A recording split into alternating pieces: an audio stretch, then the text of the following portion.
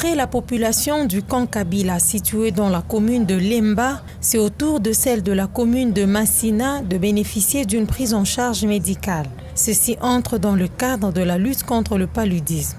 L'ATP, en collaboration avec Arte Femmes, chaque année le 25, nous ouvrons une journée contre le paludisme. Et là, nous appelons tout le monde à venir se faire checker comme vous l'aviez remarqué et comme ça s'est fait jusqu'à maintenant. Le check est gratuit et le produit Artequick est donné gratuitement. Nous avons un banderole dehors là-bas et ceux qui savent, lorsqu'ils voient ces banderoles, ils viennent directement. Vous avez vu l'engouement. Lutter contre le paludisme en traitant la population, c'est bien, mais l'inciter à observer les normes pouvant l'aider à la prévention, c'est mieux, car mieux vaut prévenir que guérir, dit-on, a dit la déléguée médicale de la firme Artefarm. J'en appelle à la conscience de tout le monde, de toute la population, de garder son environnement propre. C'est-à-dire de commencer d'abord par sa chambre. Parce que moi, je dirais que le premier gouverneur, c'est nous-mêmes. Le gouverneur ne quittera pas son bureau pour venir balayer notre chambre, pour venir balayer notre maison. Donc on doit garder son environnement propre. Pour éviter aussi le cas de paludisme, il faut aussi dormir sous la moustiquaire imprégnée. Donc si seulement nous gardons notre environnement propre, nous aurons que le paludisme sera éradiqué vraiment en un rien du temps. Comme la population du camp Kabila, celle de Massina a salué cette initiative. Du test rapide TDR à la prescription médicale, puis la réception des produits en rapport avec les résultats du test, c'est un ouf de soulagement pour les malades qui ne peuvent se faire soigner faute de moyens financiers conséquents. Et on a consulté, je suis toujours en malaria. Il y a des confirmations, je suis toujours avec une malaria. Ici, actuellement, c'est Kinshasa, la malaria ne manque pas. Bon. Nous sommes venus pour reprendre les traitements, on nous a donné les médicaments, donc tout est bien passé. La République démocratique du Congo figure parmi les pays accablés par la malaria sévère. Cela demeure une urgence. Il serait mieux que l'autorité compétente s'investisse davantage dans la prévention en attendant le vaccin. La loi portant droit et protection de peuples autochtones n'a toujours pas été adoptée au Sénat. Les problèmes liés à la marginalisation de ces peuples n'ont pas cessé de s'aimer de l'inquiétude au sein de ces communautés. Entre-temps, l'adoption de cette loi est clamée par plusieurs défenseurs comme la seule solution pour résoudre la pression exercée sur ces hommes et femmes. Pour moi, l'adoption de cette loi au Sénat serait prioritaire. Si ce n'est pas la sécurisation de nos droits, on n'a pas besoin d'être sénateur, on n'a pas besoin d'être député. Si on voit la configuration même de la loi actuelle, c'est de manière discriminatoire. Et nous, on dit, sécuriser nos terres via la loi, pour nous, ça nous suffit. On aura la capacité, en exploitant nos terres, d'amener nos enfants à l'école. On aura la capacité d'avoir des potentialités agricoles. On aura la possibilité de valoriser notre mode de vie en mettant en exergue nos savoirs traditionnels sur nos terres. Et c'est une valeur ajoutée d'abord pour la République. Les injustices envers ces peuples se situent à tous les niveaux. À en croire les coordonnateurs de l'ONG, Programme d'intégration et de développement de peuples pygmées, tout remet en doute l'implication de ces peuples dans la gestion de la chose publique. Les inégalités sont perceptibles même dans la loi électorale. Si on prend le cas par exemple de la loi qui est traitée aujourd'hui au Parlement en rapport avec la loi électorale, c'est bien indiqué, non? Que sur la liste, il faut trouver des femmes. Est-ce que sur la liste, il faut trouver obligatoirement des peuples autochtones?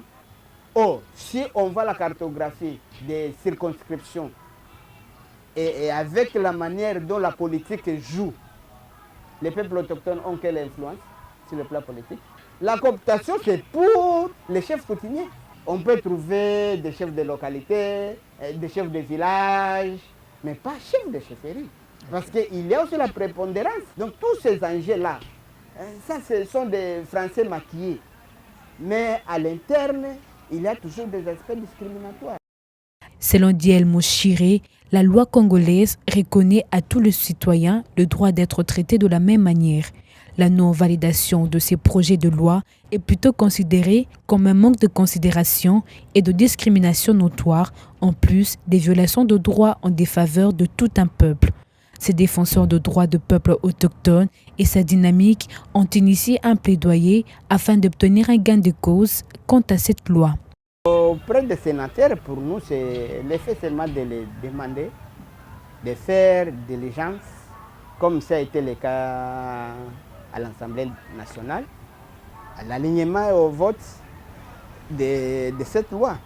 Parce que le fait de mettre cette loi de côté, pour nous, c'est quelque chose de manque d'intérêt politique. C'est quelque chose de discrimination encore à notre égard. Pendant que les autres lois sont prioritaires, pourquoi notre loi n'est pas aussi prioritaire comme les autres? Nous militons tous pour la bonne gouvernance des ressources naturelles. La RDC est un pays solution. Or, ceux qui détiennent cette solution sont les peuples autochtones. En amont, plusieurs outils ont déjà été développés par des défenseurs de ces peuples, mais ces efforts ne sont pas suffisants. Il faut plus d'implication des uns et des autres pour taire toute discrimination envers ces peuples primaires de la RDC. La République démocratique du Congo entend créer l'Office national des céréales.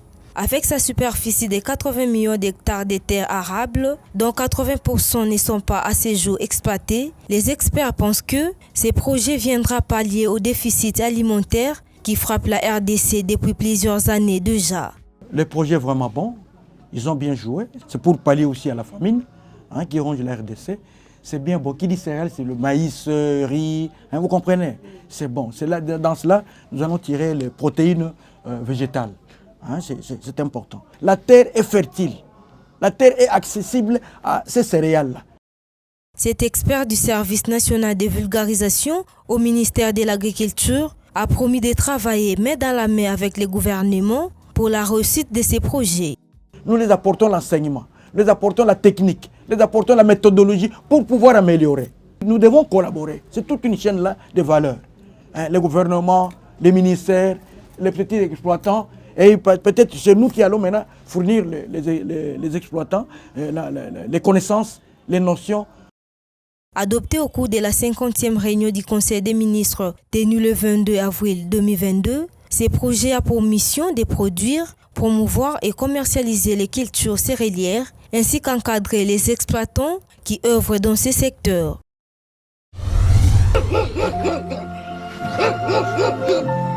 La rage est encore aujourd'hui responsable d'environ 160 décès par jour et de 59 décès chaque année dans le monde, principalement au sein des populations démunies en Afrique. Chez l'homme, la rage reste incurable lorsque les symptômes apparaissent au cas où les patients sont pris en charge tardivement pendant la période d'incubation.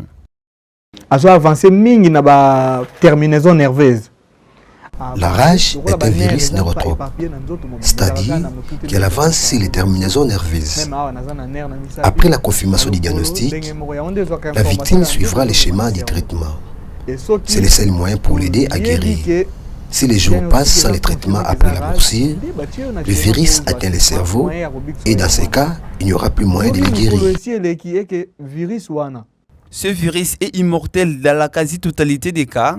La rage touche aussi bien les animaux domestiques que sauvages. Elle se transmet en général à l'homme et à l'animal par la salive en cas de morsure.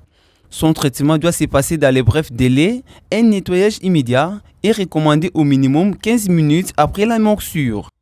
De 3-4 jours déjà, dès 3, c'est dangereux. Au-delà des 3 ou 4 jours après la morsure, le cas devient dangereux, car c'est le réseau nerveux qui propage rapidement le virus. Dès que le virus atteint le cerveau, les malades manifestent les signes. Troubles à comportement quotidien. À en croire l'Organisation mondiale de la santé, plus de 15 millions de vaccinations après une morsure sont effectuées chaque année, permettant ainsi d'éviter les centaines de milliers de décès par an. Raison pour laquelle chaque famille devrait s'organiser pour vacciner les chiens, car c'est la stratégie la plus efficace et la plus économique pour éviter la rage chez l'homme.